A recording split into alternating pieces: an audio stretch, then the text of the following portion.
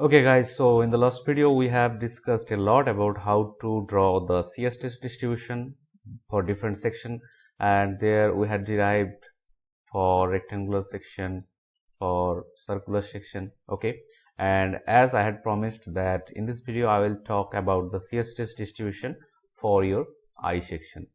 Okay, and in the thumbnail you have seen that it is I section is the king. Why? I will also discuss that. Okay, so let's start. First, what is the formula for shear stress? That tau is given as VQ by IB. Okay, if it's the beam and it is subjected to some arbitrary load like this one. Okay, and we are if we consider any section like this. Okay, here the shear force B is constant. Okay, and for prismatic section, for prismatic beam, it may be rectangular cross section or circular cross section or a I section, anything it can be. For everything, the moment of inertia of the section about the neutral axis is also constant. Okay, and the remaining are only Q and B. Okay, these two are variable for which your shear stress actually varied along the depth of the section. Okay, so if you have not seen how I have derived this formula, you can go to the playlist and watch it, and also for rectangular section you can see how we have derived the shear stress distribution equation. Okay, so in this video now it's time to derive the shear stress distribution equation for our I section. Okay, so normally this is the I section, this is known as flange, you know that, and this is known as web. Okay, this is another flange and it is symmetric about this neutral axis. Okay, so to calculate this tau, what we need to calculate? First we have to decide where we are interested. Let's say we are interested to find the shear stress at a distance of y from the neutral axis. Okay, and here this whole material is contributing to the shear stress at this level. Okay, so for shear stress within this flange, we will have a equation VQ by IB. Okay, this is the equation, and here V and I is constant, and also here you can see that B is constant. Okay, for the whole thickness of this flange, B is constant. This is B, let's say B for flange. Okay, so this is also constant. Only variable is our Q. So Q is only variable, and you know that Q is calculated like this. Okay, integration from y to this maximum height. Let's say this is h by 2. The total height of this I section is h. So y to h by 2. Okay, we are considering a very small area here. So this is y times dA. Okay, and this small area dA here, this is dA, and dA is nothing but the width VF times dy. Okay, so now we have Q as integration y 2h by 2 y times bf times dy, and if you solve it you will get Q as a function of y square. Okay, so here our tau or shear stress for this flange is coming as a function of y square.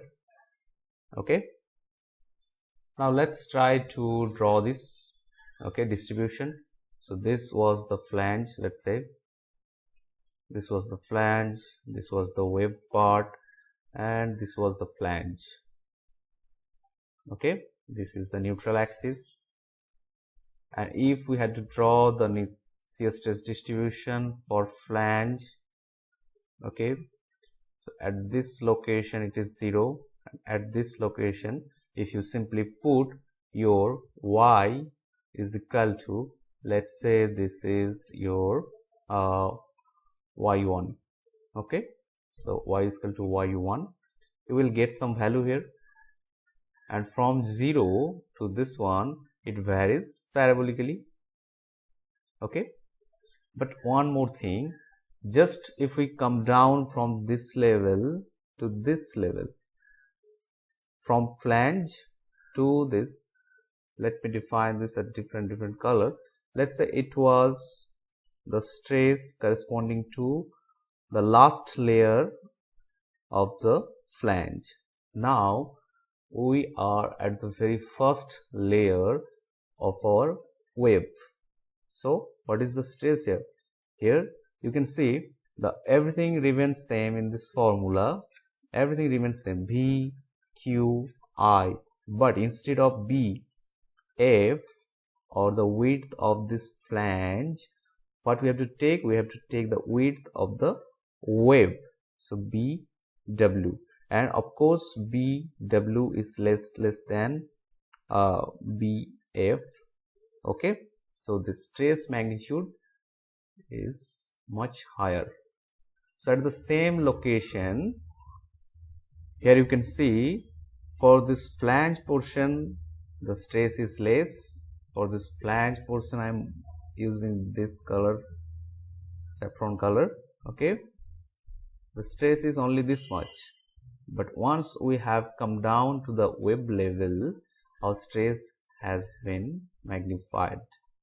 Okay, again it varies parabolically up to the neutral axis and maximum at neutral axis. Okay, so if you draw it similarly for the bottom part also, here you can see that for this flange part it is only this much stress, but for wave part the stress is this one. Okay, I am not going into the values, I am only discussing the concept. Okay, now in this stress distribution, can you see some interesting fact? Yes, here you can see that the majority of shear stress is carried by your wave, not flange. Okay, we can simply neglect the stresses in this flange area. Okay, in the flange area the stress is almost negligible compared to the stress in this wave part. Okay, and if you can recall that, first let me clean all these things. Okay, so if you can recall our class related to stress in bending moment, there you have seen that stress is equal to my by I, and for the I section, in the video of origin of I section, we have discussed why I section has been originated, and there you have seen that the stress distribution, the bending stress distribution looks something like this. Okay, let's say this is tension and this are compression. Okay, so here you can see that majority of stresses are accumulated in this flange region. Here is same, the majority of the stresses are accumulated in flange region for bending. Okay, and majority of stresses are accumulated in your wave region for shear. Okay, now in any beam there is only two dominant force. First one is shear force, second one is bending moment. Okay, and here you can see that I section just do it, or I section cater the stress due to bending moment via its flanges just like a king, and the shear stress through is wave just like a king. Okay, so all the material of a I section are perfectly utilized. That is why this section is the king of each and every section, especially when it comes to the use for a beam. Okay, that's it.